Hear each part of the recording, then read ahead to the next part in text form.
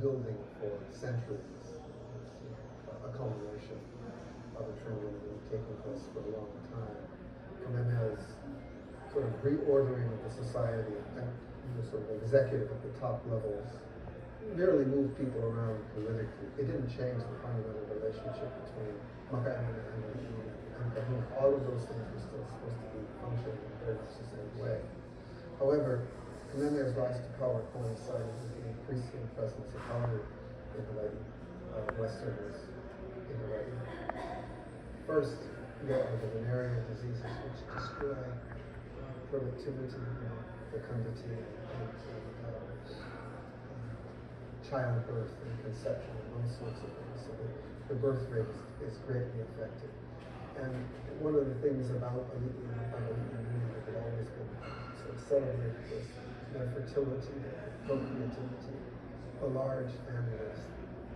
And then, of course, as each successive epidemic kills off thousands and thousands of people, young and old, men and women, regardless of their station in life, creates a real sense of despair and uncertainty in the population that I think had ever been known. We come to the end of the 19th century with both Aliti and Maka'inana unsure whether the race is going to survive at all. The population has diminished from perhaps as many as 1 million to less than 40,000 by the early 1890s. And the very strong possibility that everyone, that the whole lot will be gone. What you might have seen in other cultures, in other civilizations, is a general denouncing of Aliti for their failure to provide leadership, but you don't actually see that in Hawaii.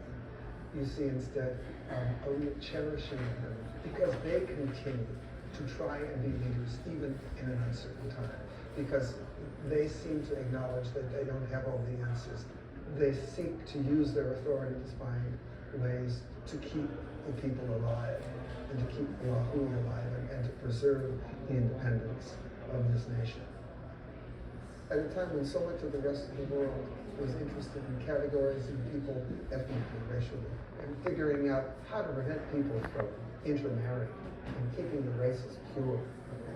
At a time when those kinds of desperate ideas would lead to world wars, people in Hawaii had already long since adopted the practice of basically marrying other people who came here.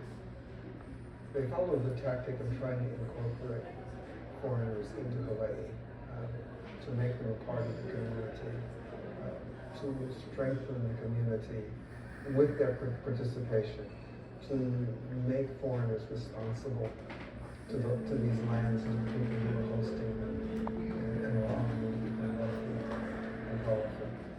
And all of them hoped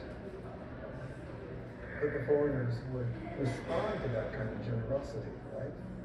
By really adopting this place as their nation and their homeland. And the fact that not all foreigners did, what choice did the chiefs have? They created a multi-ethnic nation state ruled by law. Laws that were enacted by our legislatures, signed by our chiefs, by our kings and queens, put into the world as the collective will of our nation. That's where we go today, to insist on our right to survive as a people. And that is the gift of our 19th century. Some of the great qualities